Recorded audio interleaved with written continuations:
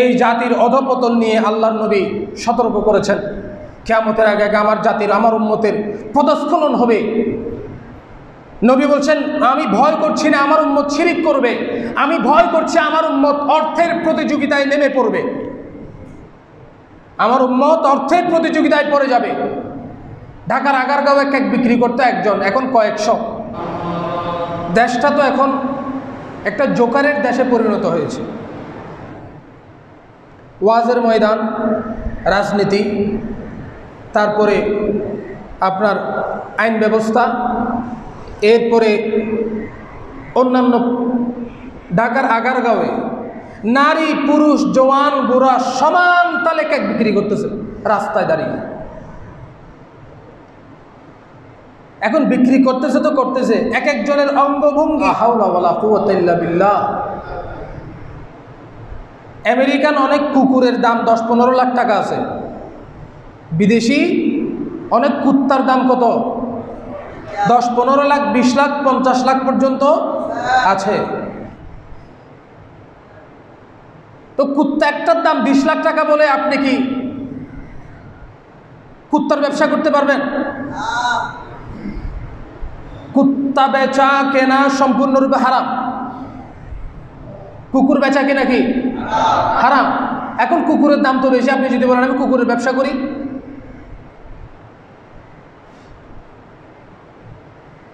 টাকা আমাদেরকে এমনভাবে প্রলোভন দেখাচ্ছে, টাকার জন্য আমরা নাই করতে পারি না এমন কিছু নাই।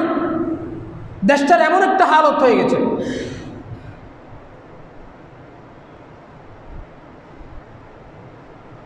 সভ্যতা জিনিসটা অনেক দামি জিনিস, সভ্যতা শৃঙ্খলা অনেক দামি জিনিস।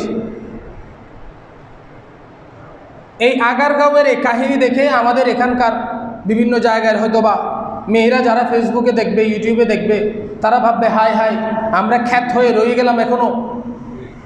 ওই যে আমাদের মতো মেয়েরা ঢাকা কেক বিক্রি করে লাখ লাখ টাকা কামাইতেছে, আর আমরা এখানে এখনো পড়ে আছি। নাকি বটতলিতে কেক ব্যবসা শুরু করে দিব, নাকি আনোয়ারায় যাবো, ওইদিকে তো ট্যানেল রেস্টুরেন্ট, ট্যানেল আছে, ট্যানেলের পার আছে, ওইখানে গিয়ে নাকি কেকের ব্যবসা শুরু করে দিব। হীনমন্যতায় ভুগতে পারে। আল্লাহ নারীকে সৃষ্টি করেছেন ঘরের জন্য, জিনাতুল বুয়ুত। নারীদেরকে বলা হয় ঘরের সৌন্দর্য, নারীদেরকে বলা হয় কি ঘরের সৌন্দর্য। কোন কোন আরব ডিকশনারিতে নারীদেরকে বলা হয়েছে ঘরের প্রসাধনী, অলংকার। নারী সুন্দর তার ঘরে। আজকে স্বামী সরকারি চাকরি করে নারীকে বের করে দিয়েছে কেক বিক্রি করার জন্য। বা এই টাকা কি করবে, আপনি কি করবেন এই টাকা দিয়ে? কত বড় বড় পয়সাওয়ালা ধন কুবের কোটি কোটি টাকা বাড়ির ছাদ থেকে করোনার সময় ছিটিয়ে ফেলে দিয়েছে রাস্তায়।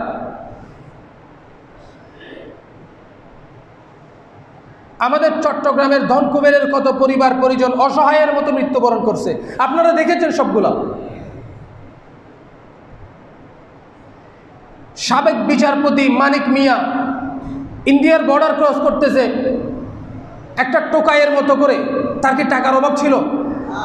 বিচারপতি মানিক টাকার অভাব ছিল, ক্ষমতার অভাব ছিল, প্রটোকলের অভাব ছিল। তার পেছনে ম্যাজিস্ট্রেট, সরকারি গ্যাজেটেড কর্মকর্তারা ফরিংয়ের মতো দৌড়াইতো তার পেছনে। পুলিশ সেনাবাহিনী তার কথা উঠত বসত। সেই মানিক মিয়ার শেষ সময়টা কেমন হলো? টাকা পয়সা তারে বাঁচাই রাখতে পারে নাই, তার সম্মান টিকায় রাখতে পারে নাই। ইন্না আকরামাকুম ইনদাল্লাহি আতকাকুম। নবী বলছেন তোমাদের মধ্যে সবচাইতে সম্মানী সে যার তাকওয়া বেশি। যার কি বেশি? তাকওয়া বেশি। আল্লাহর কাছে সেই সম্মানিত বেশি। আপনার স্বামী যদি আপনারে দুমুঠো ডাইল ভাত দিয়ে ভাত খাওয়ায়, আপনি সেটা নিয়ে আলহামদুলিল্লাহ বলে আপনার ঘরে থেকে যান। নবীকে এক মহিলা সাহাবী জিজ্ঞেস করছে, ইয়া রাসূলুল্লাহ, আপনার উম্মতের পুরুষরা ঈদগাহে গিয়ে ঈদের নামাজ পড়ে, জিহাদের ময়দানে গিয়ে জিহাদ করে, জুমার মসজিদে গিয়ে জুমার নামাজ পড়ে আমরা নারীরা না জুমা পড়তে পারি, না ঈদের নামাজ পড়তে পারি, না জানাজা পড়তে পারি, না জিহাদ করতে পারি? ইয়া রাসূলুল্লাহ, ইসলাম কি নারীর উপর জুলুম করেছে? ইসলাম কি নারীর উপর জুলুম করেছে? এক মহিলা সাহাবী জিজ্ঞেস করলেন, আনসারী সাহাবা। নবী মুচকি হেসে জবাব দিলেন, শোনো, তোমার মাধ্যমে কিয়ামত পর্যন্ত আমার উম্মতের নারীদেরকে জানিয়ে দিতে চায়, হে উম্মত, তোমরা নারীরা যদি 5 ওয়াক্ত নামাজ পড়ো, রমাদানের রোজা রাখো, স্বামীর ইতাআত করো, সন্তানদের সঠিকভাবে লালন পালন করো, স্বামীর সম্পদের হেফাজত করো, স্বামীর সম্পদের হক আদায় করো, তাহলে ফালতাদখুল আইয়ু জান্নাতিন শাআত, মারা যাবে সাথে সাথে আল্লাহর জান্নাতের 8খানা দরজা তোমার জন্য খুলে দেওয়া হবে, যেদিকে মন চায় সেদিকে তুমি জান্নাতে প্রবেশ করতে পারবে। আর কি লাগে এর চাইতে বড়? এর চাইতে বড় পুরস্কার আর কি হতে পারে? কেন আপনি শুধু শুধু দুনিয়ার রং তামাশায় নিজেকে ভাসিয়ে দিচ্ছেন? আগের যুগে আমাদের মা বোনরা, আমাদের মা, নানি, দাদিরা ফজরের আজান দিলে মুসল্লিরা যখন মসজিদে চলে যেত, তারা ঘুমটাকে এতটুকুন নামাই দিয়ে কলসি নিয়ে, ডেকসি নিয়ে পুকুরের ঘাটে এসে ডেকসি পরিষ্কার করত, কলসি পুরায় আবার ঘরে চলে যেত মুসল্লিরা মসজিদ থেকে বের হওয়ার আগে। আগের যুগের আমাদের মা বোনরা, আমাদের নানি দাদিরা রিক্সায় উঠলে রিক্সার সামনে এমনভাবে পর্দা দিত, রিক্সার ভেতরে কি মানুষ আছে না কি আছে দেখার কোনো সুযোগ থাকতো না। আজকে তারা স্মরণীয়, তারা বরণীয়।